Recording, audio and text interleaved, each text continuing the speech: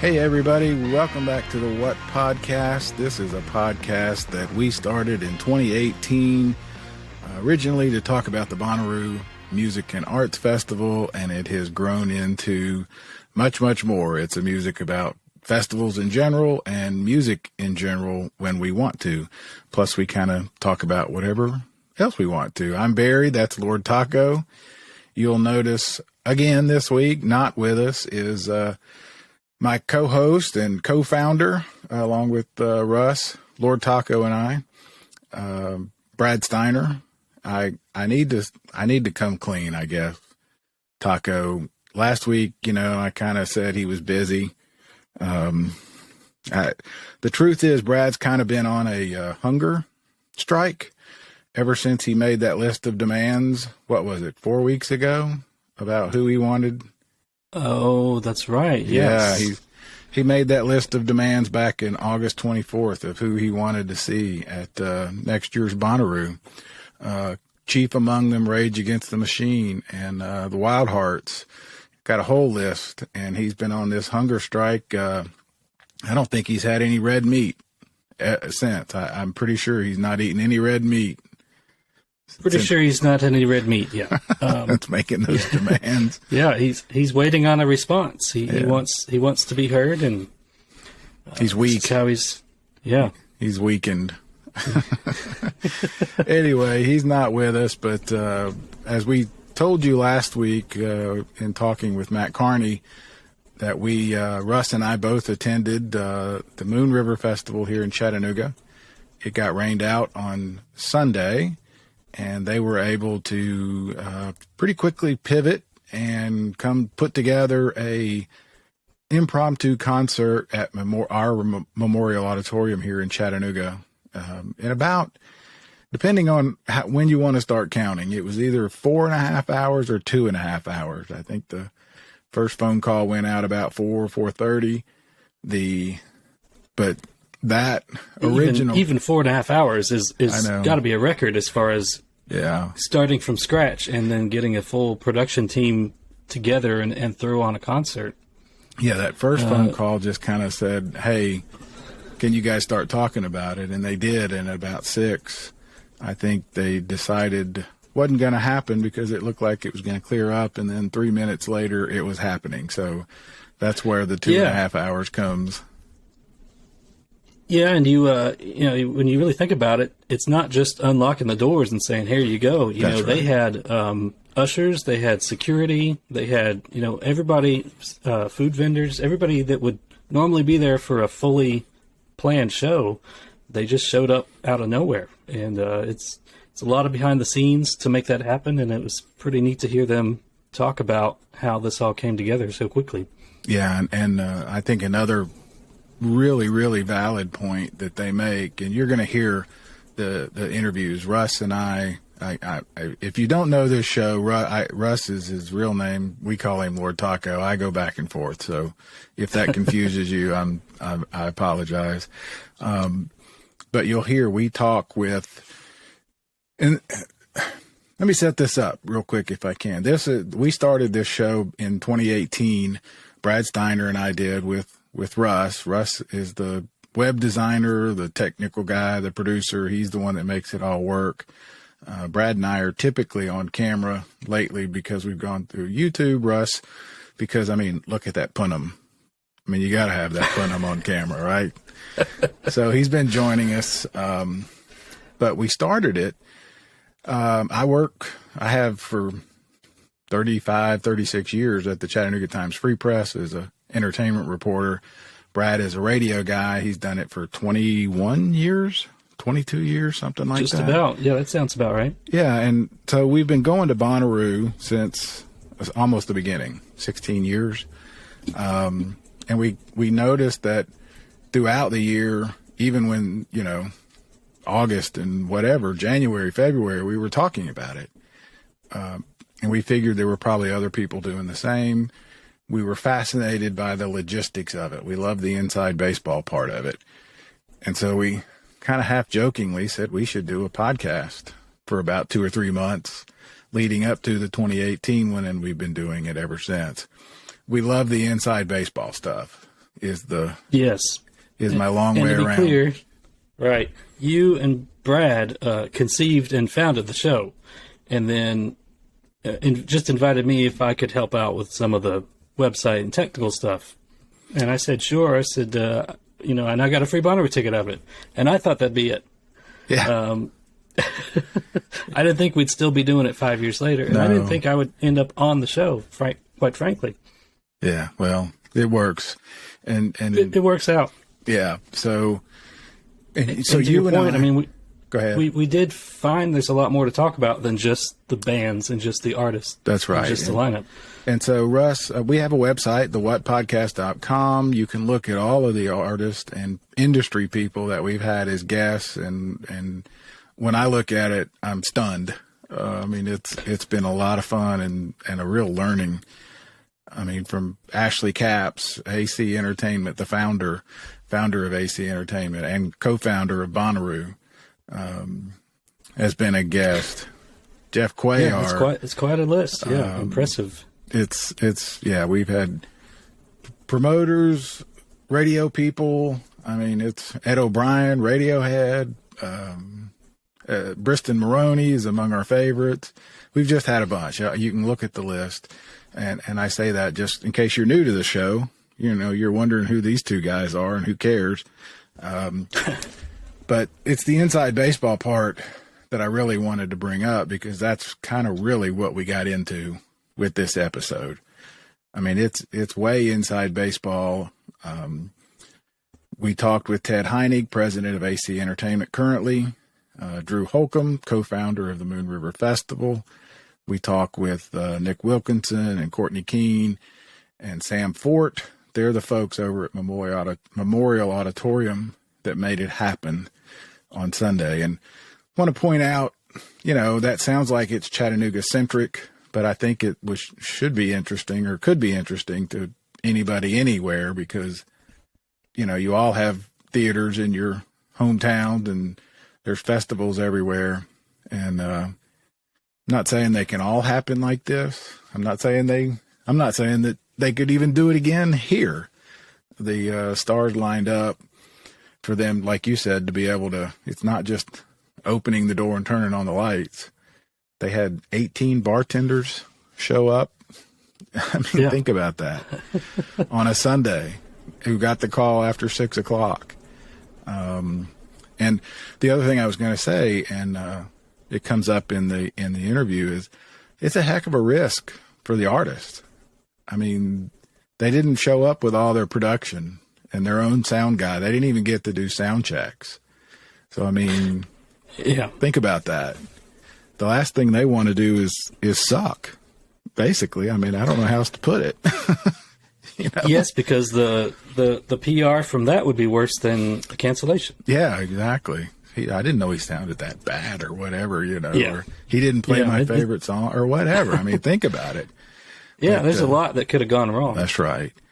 And they also, we pointed out a little bit, I don't think we made such a big point in this particular set of interviews because I think I edited some of it out, but I got to quit doing that. I did that on the last show. I'm sorry. I don't know why. Russ and I were laughing. It's not like my dentures are falling out because I don't have dentures, so I'll try to quit doing that. But C3 and AC and Drew and Live Nation basically are going to refund people's money. If you bought 2-day tickets, they're going to refund half, and that also includes your fees. If you bought 1-day Sunday tickets, they're going to refund that, which is pretty remarkable. And that, I think that's what really sort of, I don't know, is the two things. It was the Sunday show and the refund, because we got the refund notice first, right? Yes, and I didn't expect that at all. No, they don't have to do that. And I don't think anyone did, no. That's a big shout out to C3 and Live Nation who can make that sort of thing happen. But as part of our show, when Bonnaroo canceled last year after the hurricane came through, there was a lot of social media chatter that people didn't get their refunds for months and months and months. And so there wasn't a lot of communication. So they kind of took a PR hit. This is essentially the same folks. Drew Holcomb is different, but it's essentially many of the same folks that do Bonnaroo. And quite honestly, they learned a lesson, right? Obviously. I think so. Yeah. And, we've been somewhat critical over the last few years. If there's something that needs to be pointed out that could go better, we've pointed it out. So that's right.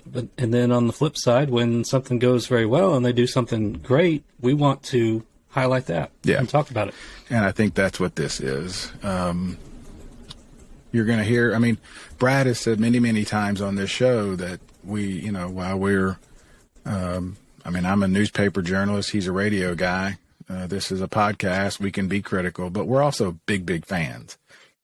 We love music festivals and that sort of thing. So we try to straddle that line, I guess. So if there's moments of bloviating or going too far, forgive us, but we're fans. But also I think we try to ask good questions. And if we don't know the answer, we try to go to the source. And I really think that's what we did here. So I'm glad we did it. Kudos to them. I woke up Monday morning and thought, this is a good story. I want to talk about this. And so I reached out to Ted Heinig, who I expected to, for whatever reason, to legitimately say, I can't do it now.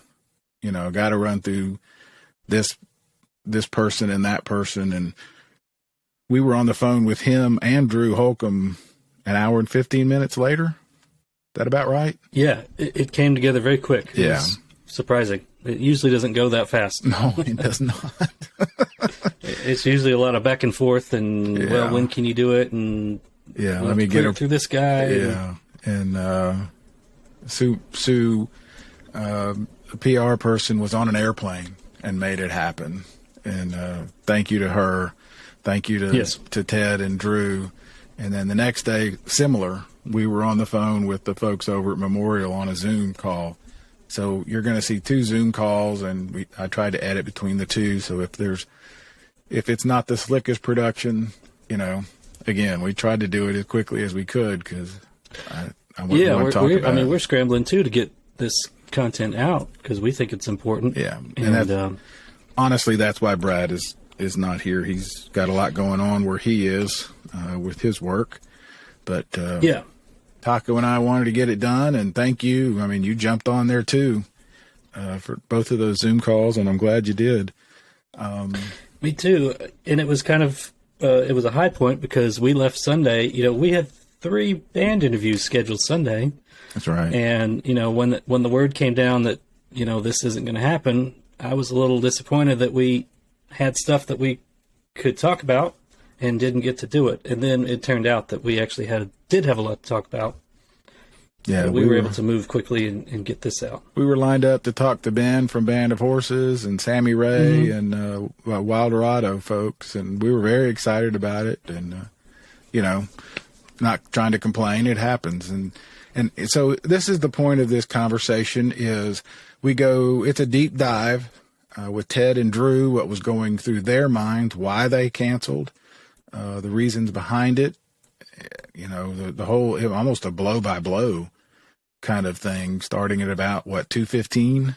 That was interesting. And then the folks from the Tivoli Foundation, which runs Memorial, jump in, and the series of events for why that worked is pretty fascinating. So I think it has a little bit of everything. It has a behind the curtains kind of what's it like to run an event like this, what's it like to make these kinds of decisions, and just honestly the dumb luck of everything that fell into place from guys like Leon Bridges showing up and borrowing someone else's guitar. It's such a great detail, right? It is, and there's so many things that they talk about that if one thing had gone wrong, it would have Right. pulled the thread out and unraveled, and the bottom would have fallen out. It wouldn't have happened. That's a great way to put it. That's exactly right. Things did come together. Yeah. And there was a lot of those one things that could have killed this whole idea. I'm glad you mentioned that too, because one thing we didn't mention in the interview, and even in last week's show, that I wanted to point out that we didn't talk about, but we didn't miss. These kinds of things have happened elsewhere. I mean, Bonnaroo last year when the hurricane hit, we had many roos. We had many events. You were involved in 2 of them, maybe 3. Mm-hmm. Right? 3 at this point. Yeah. I mean, it happens where people pivot, they rally, they set up a stage in a sound system somewhere else. I don't want to, dismiss that. It happens all the time. Even on Sunday, Drew and Ellie Holcomb went out into a crowd with a guitar and played for an hour. JP Sachs did the same. I mean, that happens, and I don't mean to dismiss that. This is a little bit different because we're talking about a municipal building, a city auditorium that holds 3,000 people, and 5 or 6 artists that were scheduled to play that Sunday showed up and did a mini concert. Yeah, it wasn't just people just showing up and playing a guitar. There was a lot of work here. A little bit bigger than that. And again, that's not to diminish in any way the mini roos that happened. I mean, our friends Charla and Daniel with the Roo Bus and Lindsay and all those people that did that huge mini roo just outside the Manchester area, and even in Manchester. I know the Bonnaroo folks were instrumental in providing a generator and maybe some staging. So I mean, yeah, that's another example of stuff thrown together at the last minute, and it all comes together. Yeah. So it's not unprecedented at all. And like I said, I don't want to diminish those happening. And I think Drew even mentions Brandy Carlisle did similar at another festival. So it happened. This was just an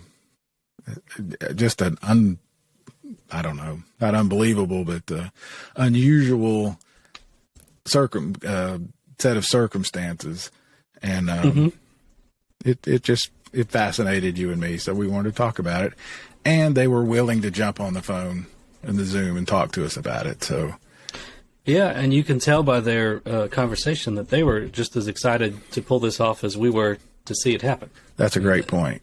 Yeah, they're all fans, and they work in it, but they're also just as much excited about live music and shows and stuff as we are. So yeah, it's neat that they could pull it all off. I talked with Ted Heinig yesterday, I think.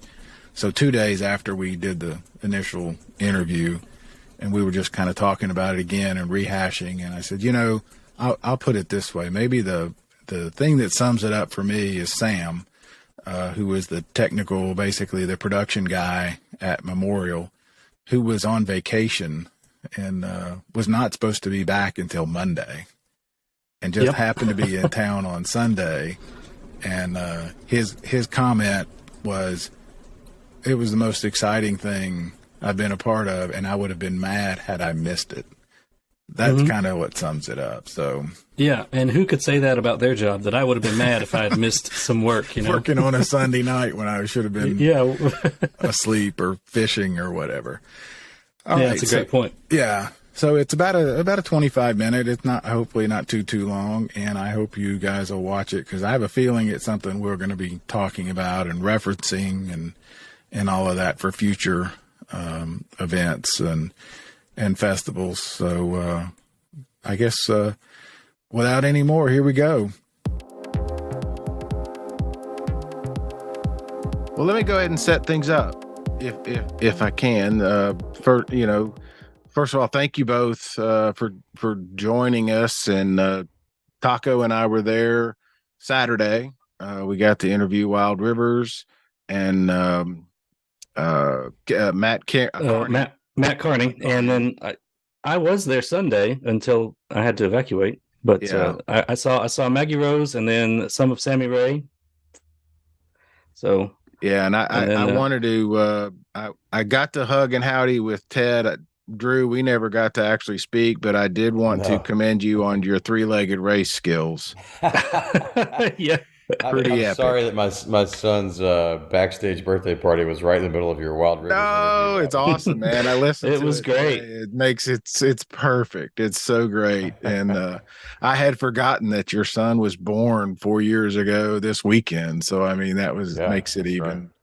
even better. But so for people listening, and I don't know how this show is going to work out because like what you guys did during Moon River, we're sort of adapting. I just think what you guys did was so amazing that we wanted to talk about it. So I reached out to people and they made it happen very, very quickly. So that's why we're talking. So we'll jump in. But I'd just like to start because I just think Drew deserves so much of the credit here for coming up with the idea to have an amazing show at Memorial.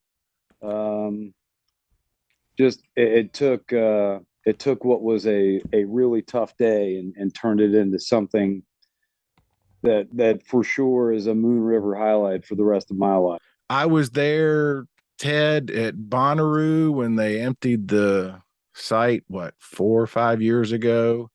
That's a unique situation where you can have 80,000 people literally go back to their cars and their tents, kind of hunker down and then clear everything and then bring them all back. I was there at Forecastle in I think 18 or 19 with Sam Smith when he was on stage and the Gusnado came up. I've never seen a storm like that. Had to clear the site and you guys had to adapt and get everything ready for Sunday, which you did. But this weekend on Sunday, you had to clear the site. Looked like everything was maybe going to get going back around 6. Then 6:15, 6:30, we get the notice that everything is canceled for the night. Hour later, I get a phone call from Nick Wilkinson over at the Tivoli Foundation, said, "Hey, I think we're going to put this concert on at Memorial Auditorium. I'll know more in about 5 minutes." Well, the actual first call was around I was probably about the same time he called you, Sam. What time was that? About 3 or 4? I'll look at my phone here. Like 4:30. Yeah, I was getting ready to go to Moon River. I was having dinner with my wife. We had no kids. We were going to try to have a nice kind of relaxing lunch, and the rain came, and then I just dismissed it like, oh well, they'll be fine. This will blow right over. We'll be good. And then got a call from Ted. And it's probably the same time Sam did, and I realized, wait, something's happening here. They're way too busy to be bothering, with me right now. And then obviously he said, hey, would it be possible if we had to somehow make something happen here? If we could possibly move it to Memorial Auditorium, would you guys be willing to do that? And I said, sure. We'll figure it out. Don't know exactly how that'll work. does that set the stage? Am I missing? I mean, that's kind of the very, very basics. Now, what we want to do is how did that happen? Because it doesn't just happen. It's not like the old cartoons or whatever where somebody says, "Hey, I've got a barn. Let's go throw a show." Stuff has to move. Stuff has to happen. So, if you guys don't mind, take us through how that happened yesterday. Ted, you want me to roll first? Yeah, why don't you take it? You take the fun stuff, Drew, and then I'll handle the unfun stuff. Yeah. Ted could go into sort of the bigger decisions about what happened with the festival, but around 5 o'clock, that cell was on top of the festival, or leaving the first cell, second cell. I can't remember which one it was. There's a couple of them, but we were getting rained on really hard, and then it stopped. And there was obviously a lot of conversation happening about what that storm had done to the site. And so there was some chatter about whether or not we would be able to go on. And in the meantime, Ellie and I ran out. There were tons of people out sort of by the gate. And so Ellie and I went out there with just a guitar, played for about an hour just for all the people who were standing there waiting to get information. I literally, while playing, I had no idea what was going to sort of transpire. So as soon as I got off, as soon as I went back inside the green room area, artist area, I got word that we were canceling. And previous to going out there and doing that, I had sort of floated an idea to my manager, Paul, and to Brian Benson, another one of our partners, one of Ted's folks. Hey, worst case here is the Memorial Auditorium open? Can we just throw an acoustic show if worst case happens here? And it was kind of said honestly a little bit in jest. Because I just at that point was pretty confident we were going to be able to restart. No, Sam called me. I thought he was joking because I knew he had just gotten back from his trip. So I was like, "Oh, this is a joke." So I get off. Fast forward an hour and 20 minutes later, I get off. I get word that we're going to have to cancel, and Brian comes into my dressing room. He's like, "Were you serious about helping put this thing together?" And I said, "Yeah, absolutely. I mean, I want to try to do something. There's a lot of frustrated people. It's you can't control the weather, obviously, but also there's all these the memorial doesn't hold as many people are at the festival. We are getting word that a lot of people had left for the day just because of the forecast, and so we just thought, man, we can try to throw something together here. We sent immediate word out to all the managers of the artists who were on site for the day and sort of got a head count. And the first head count we got was local natives were immediately in. Sammy Ray said she would like to do it. JP said yes, and as a matter of fact, he had already gone out to play as well out in the parking lot for people. And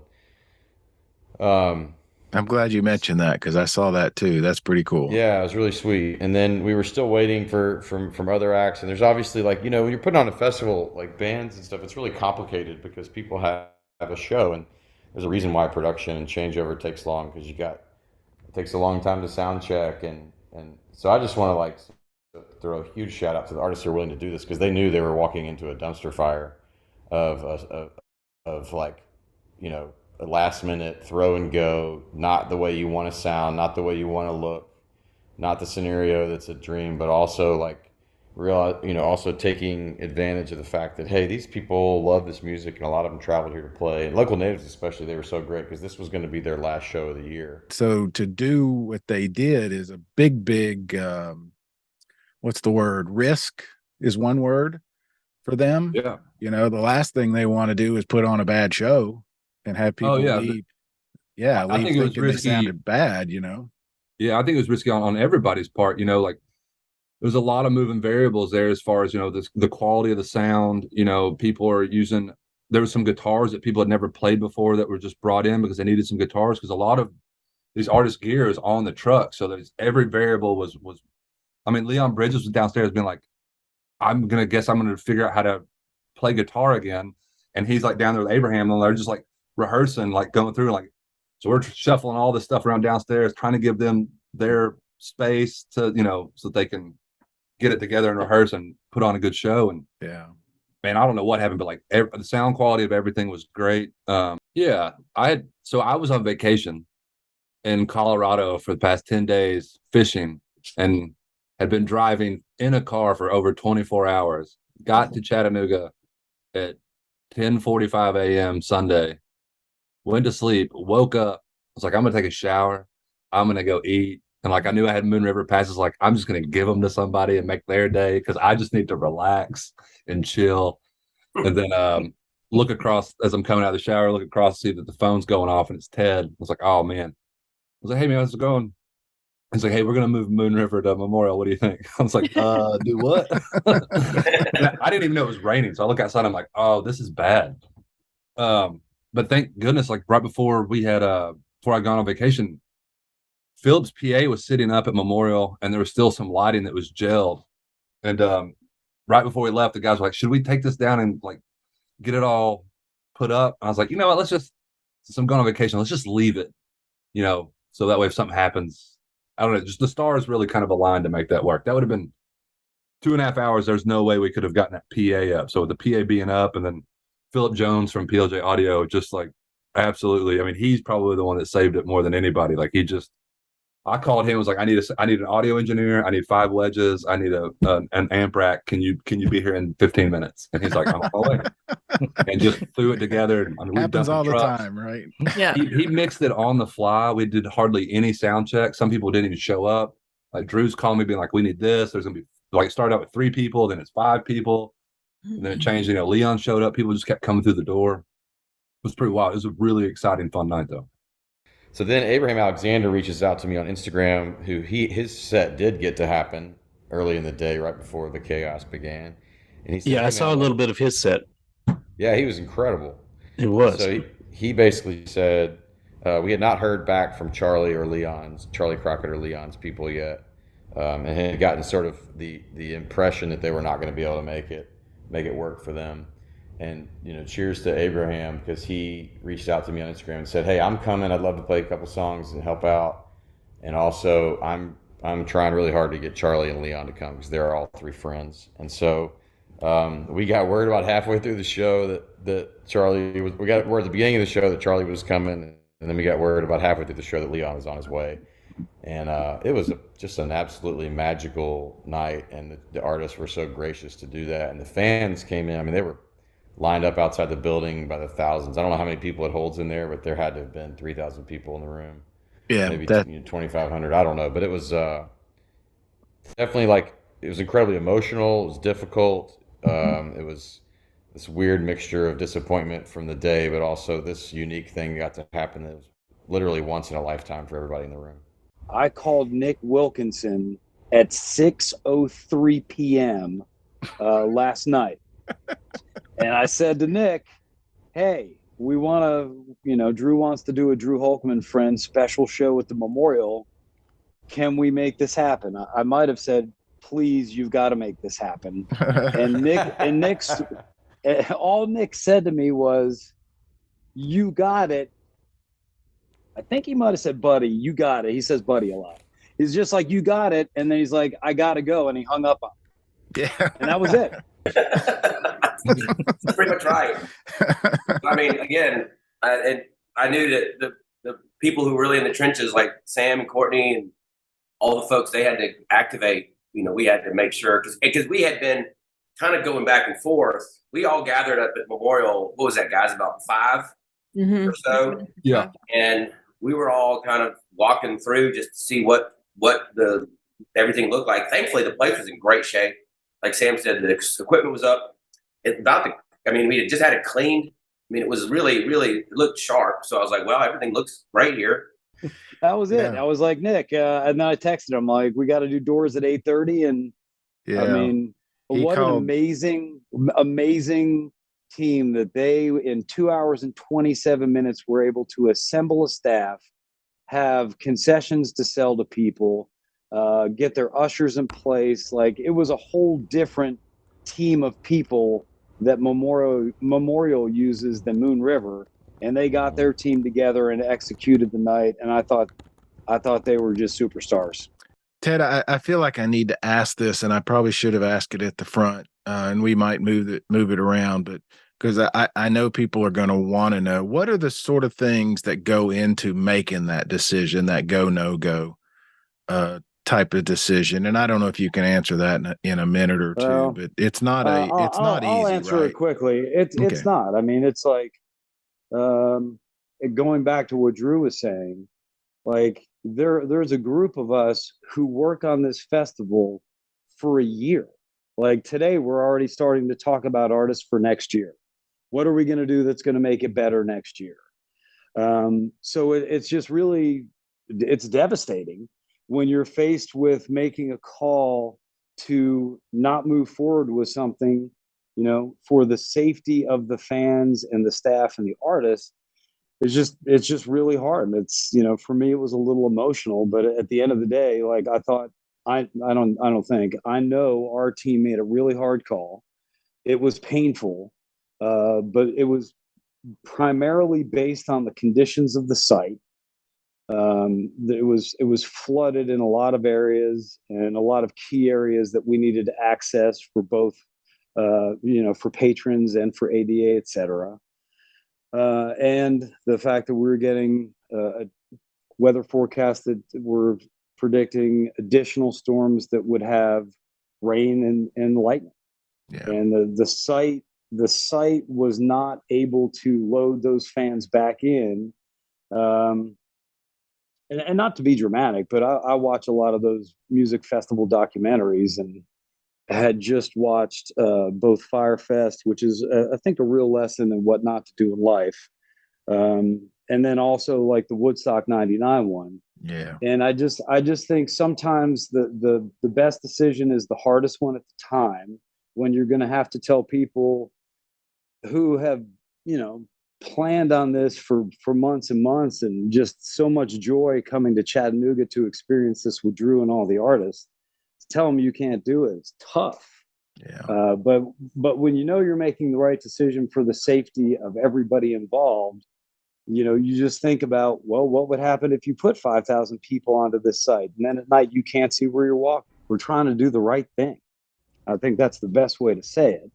And then to speak to Chattanooga, one of the amazing things is just when you're in a community that really wants you, this whole community has embraced this festival. And, I feel, and the staff feels very, very wanted here. And the attitude in Chattanooga is, whatever you need, we want to do it for you. And I think it starts with having a great mayor like Tim Kelly, who's calling me just to ask me what I need in the middle of everything on Sunday, asking what he can do to help with moving the show to Memorial. Anything I need is what he told me. Same with Nick over at the Memorial. And then same with Drew and Paul and his team. And so all of a sudden that gets taken out from underneath them because of the weather stuff. And so we all of a sudden it's sort of an all hands on deck. We're getting everybody over, we're getting security moved over, and taking over the details of sort of the logistics of how it pulled off. But as we're setting up, so Ellie and I make our way. I pull up at 7:15 to Memorial, and the staff there is working like crazy to try to set up some monitors and mics, and we're getting as many lines run as we can. And it's totally fishing for a compliment for Chattanooga, but it doesn't happen everywhere like this, does it? You don't get that kind of cooperation among so many different partners, or at least not that I've seen. Is that overstating? No, I don't think it's overstating at all. I mean, if Drew doesn't lead the charge on putting this together because he cares so passionately about his fans and the Moon River fans and their experience, if our team isn't there to really support Drew's vision and our vision for what we want this to be and become in Chattanooga, if the city and Mayor Kelly isn't 100% all in and supporting what we're trying to accomplish, if Nick Wilkinson at Memorial doesn't want to work that night or doesn't want to put the effort into bringing his team in,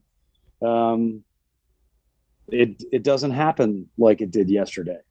And then there are all of the, incredible people that are in each of those teams who had to work really, really hard and extra hard to pull off something that took a lot of effort. So it's really hats off to everybody for making it happen. There's a lot of things that had to come together. Like normally these, in my experience, a lot of these bands, they come in on their bus, they get there however, hour before, and they leave. But these guys were around and willing to, wanting, not just willing, but they wanted to perform, right? So, I mean, how does all that happen?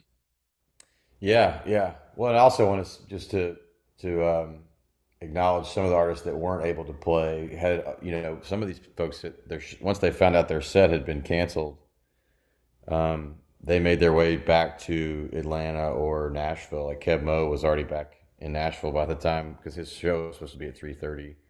And that's normal, right? I mean, yeah, totally normal. And so that's my point. That's normal. I know for sure that if other folks had still been in town, we probably would have had them. They would have, gotten up there as well. But I think, it also you know, there's some practicalities as well. Like the kind of music that plays at Moon River is, you know, it's sort of a song based lineup. You know, these are all like, it's not a huge, like, while a lot of these acts may have production, this is not a big production heavy lineup.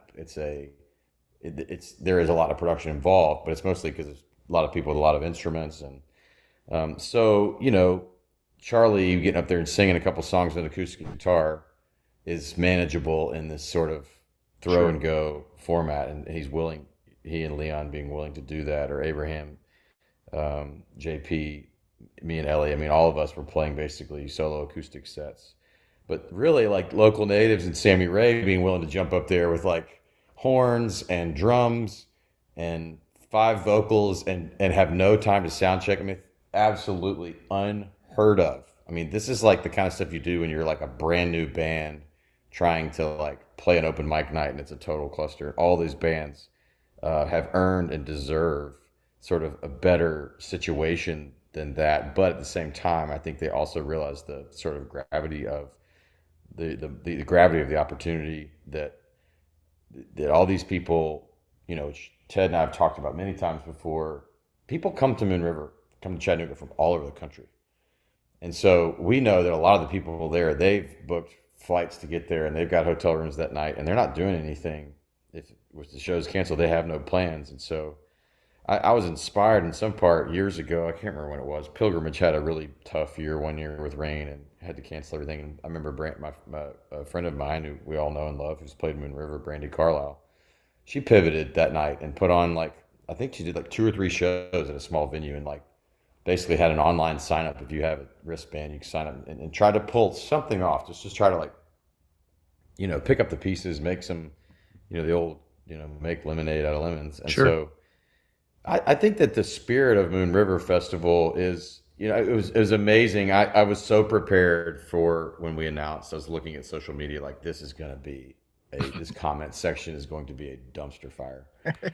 and while we certainly had detractors, I was amazed at how many people recognized the complexity that if anybody on this whole property wants this festival to happen more than me and Ted, they don't exist.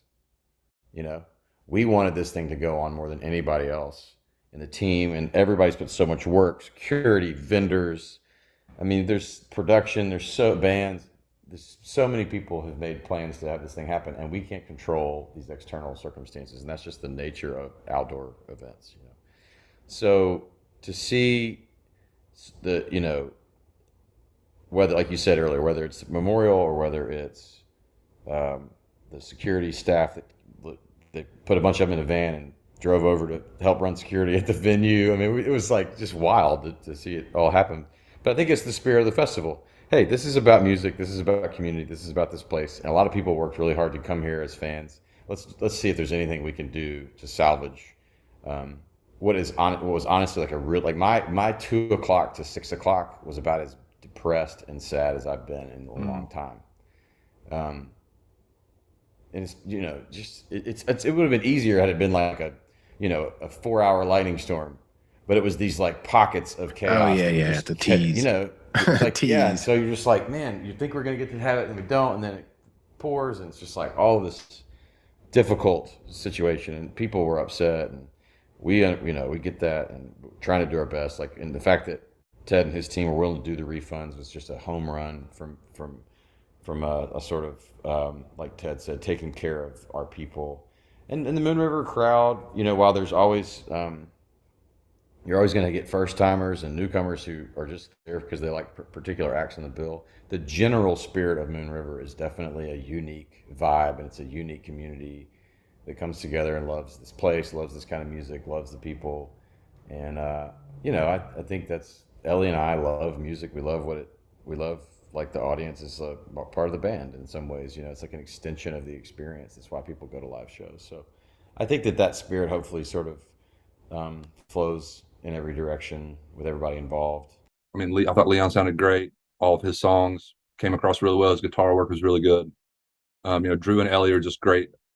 They couldn't have been better people to host, a little pop-up like that. So That's something, Nick, you said to me yesterday when we were on the phone that if Drew and Ellie aren't there to act as MCs, it would have been a cluster. I mean, it makes Moon River so unique that you have basically a hosted event that, by doing that last minute pivot here. I mean, there's other great festivals, and obviously C3, AC, they've been a part of all of them, but I don't know of any of them that have a host like Moon River does. So they were able to step into that role and kind of make it seamless and make it seem like, I know Drew was obviously saying how much time and effort they do put into this, and obviously they do, but they're obviously just incredible, just talent and professionals, because they could just jump right in. And it almost looked like they had planned this for months and months. I mean, if you were in attendance, you thought it was this was almost pre-orchestrated or something.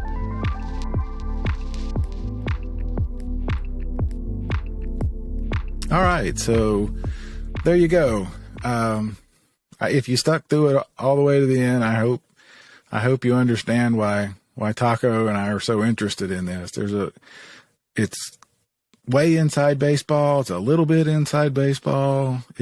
I hope it gives an insight into the thinking behind these festivals. And I mean, one of the points that Ted makes is, there was standing water, but it was going to be even different once the sun went down. You wouldn't be able to see where you're stepping. I hadn't given that a thought, I hadn't either. Yeah. And there's a lot of this that you don't immediately think about. You think, oh, we just got to get it open and let people in. Yeah. Well, like you said, there's ADA, there's a lot of reasons why this would have been a bad idea. Yeah.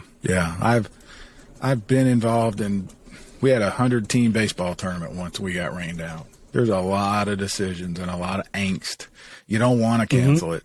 Trust me, you don't want to cancel it. But oh, yeah, you definitely don't. There's so many things. You also just don't want to make the wrong decision and have consequences from that. That's right. So it's still really pretty cool to me that so many people and so many things came together like they did. So, all right. Well, I hope you guys enjoyed that, and thank you.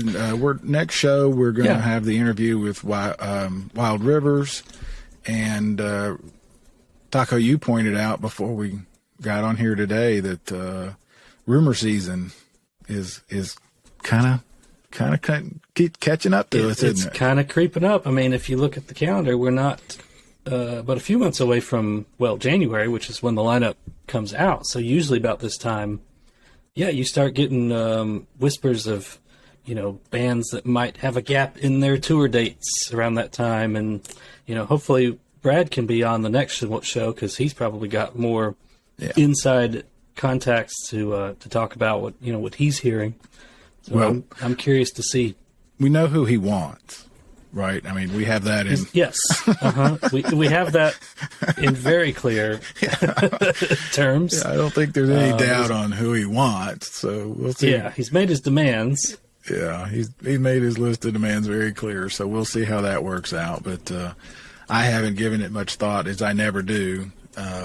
Not like he does and some other people, but I do know it's time. So we'll have like I said, the Wild Rivers, and then we'll probably start talking about that. And he's got a bunch of. Go ahead. Oh, well, I was just going to say, we're still healing from the previous 2 years of lineups that were announced and then changed and then canceled, and so it takes time to get excited again because you don't want to get that feeling of disappointment again when it doesn't happen.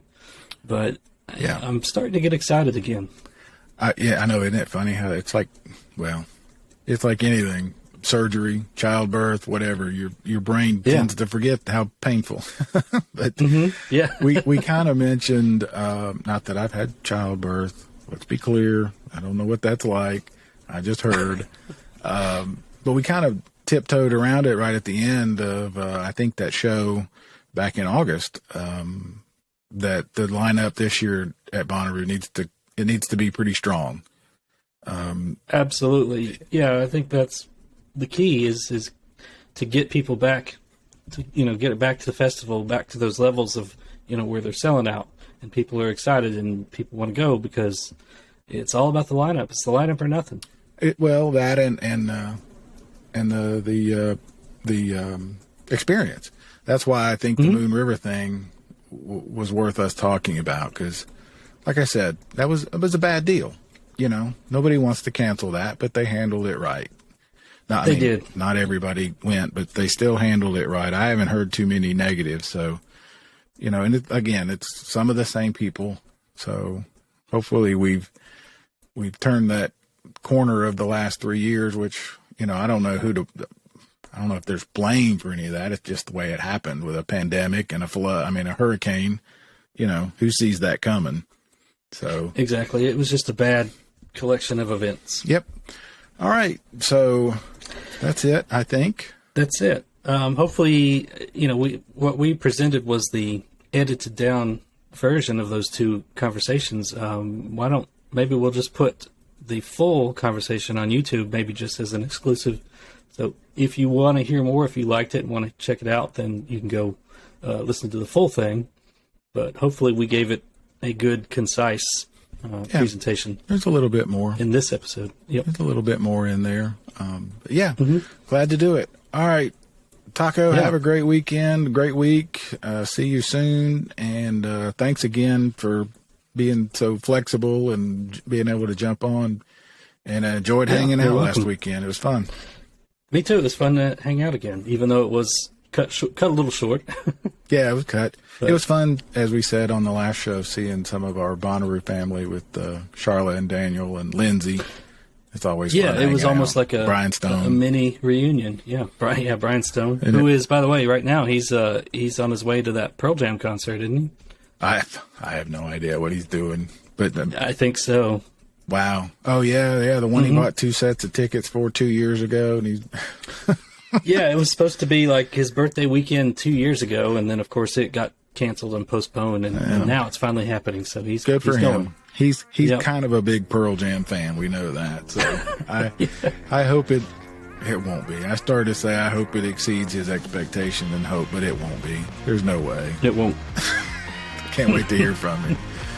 All right. Well, thank you guys. Thanks for listening, and we'll talk soon.